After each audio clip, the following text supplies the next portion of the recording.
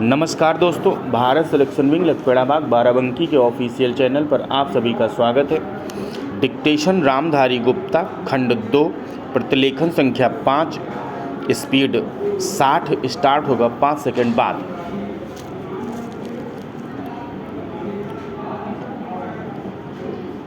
महोदय, बच्चों को जो ज्ञान प्राप्त हो वह अनुभव से प्राप्त हो, न कि केवल स्मरण शक्ति पर आश्रित रहकर रटाई द्वारा।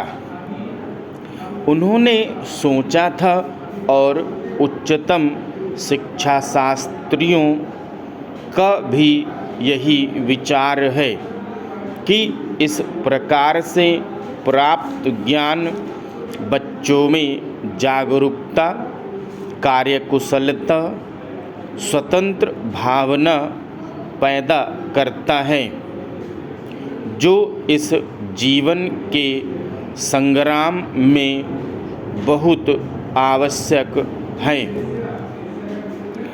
दूसरा मौलिक विचार उनका यह था कि इस प्रकार की शिक्षा इस देश के लिए अनुकूल ही नहीं बल्कि अनिवार्य है।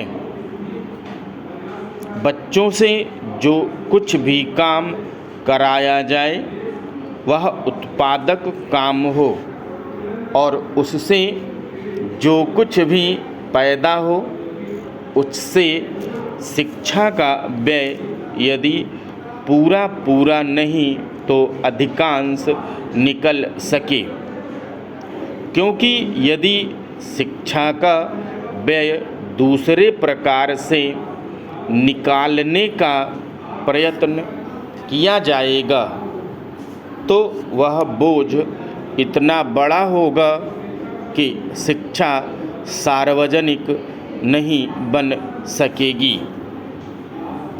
पिछले वर्षों में जो कुछ भी विचार किया गया था या प्रयोग करके देखा गया, उससे जहाँ तक मैं समझता हूँ वही निष्कर्ष निकाला जा सकता है जो पहले सम्मेलन में हुई बहस से निकाला जा सकता था।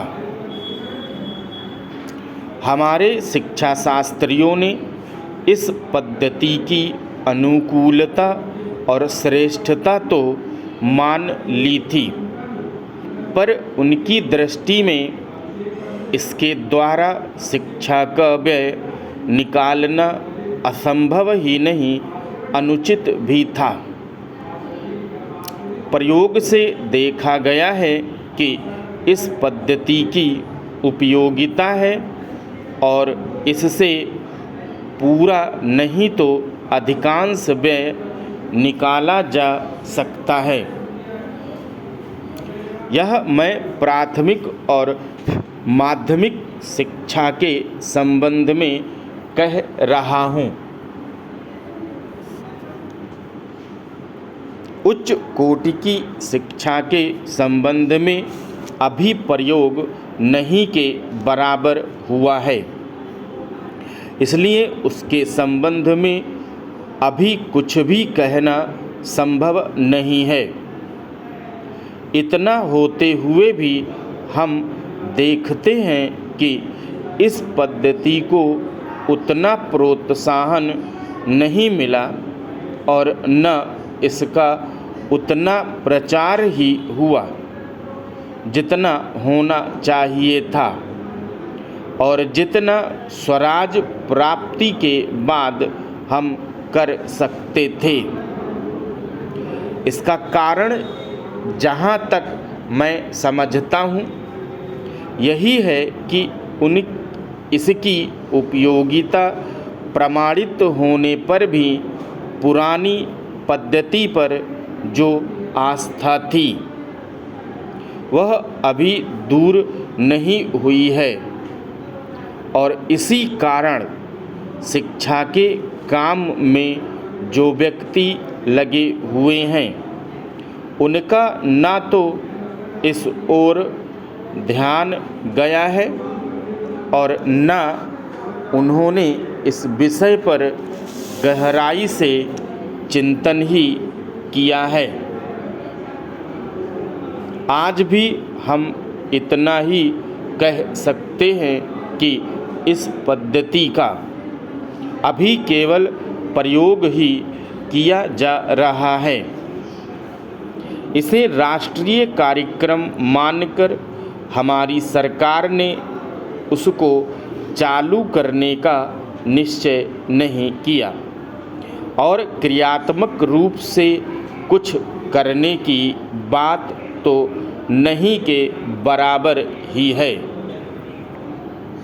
उसका परिणाम यह हुआ है कि पुरानी पद्धति की संस्थाएं दिन प्रतिदिन बढ़ती जा रही हैं और शिक्षा पर सरकार जो कुछ व्यय कर सकती है या करना चाहती है उसका बहुत बड़ा अंश उस पद्धति को ही बनाए रखने में व्यय हो रहा है और इस पद्धति को बहुत कम प्रोत्साहन मिला है।